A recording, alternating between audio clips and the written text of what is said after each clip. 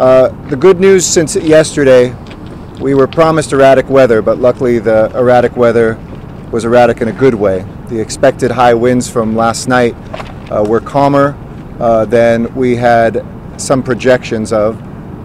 To everybody who has been out of their home, it was the right place to be and the safe place to be. But these firefighters that have been working around the clock in a unified command, both here at Skirball, also in the city of Los Angeles at the Creek Fire, and as we know, in multiple other fires in the region, have just done extraordinary jobs. We now can report that the Skirball Fire, and we'll do an update on the Creek Fire as well here, is 475 acres. We have 12 confirmed structures damaged and 4 confirmed structures destroyed. No loss of life. One firefighter injury. I spoke with that firefighter earlier who has some burns around his neck. He was of that first group that responded, but he's going to be all right, and he's getting treatment as we speak.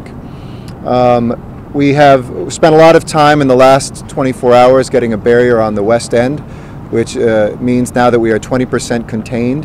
That is along Sepulveda and the 405, to both ensure that there are no embers, or as few as possible, that would jump the 405 and come to the west part of the 405, as well as to ensure the work that we've been doing at the top to bring this down. Turning to the Creek Fire real quick as well, we have also made some inroads since last night.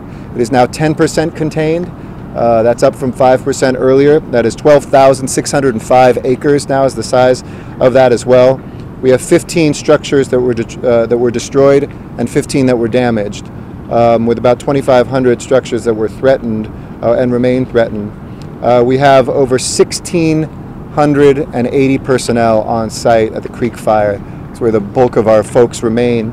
161 engines. We have helicopters, about 47 hand crews, almost 24 dozers there as well.